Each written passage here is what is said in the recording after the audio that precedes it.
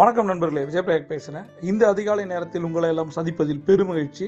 இந்த நாளை கொடுத்த பிரபஞ்சத்திற்கு நன்றி. முதல்ல நன்றியுணர்வு தியானம்.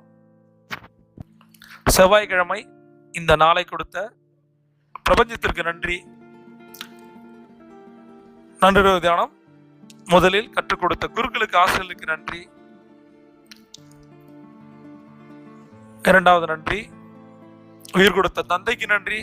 அவர்கள் நம்மோடு இருந்தாலும் ஆத்மாவாக இருந்தாலும் மனதார 3 முறை நன்றி நன்றி நன்றி.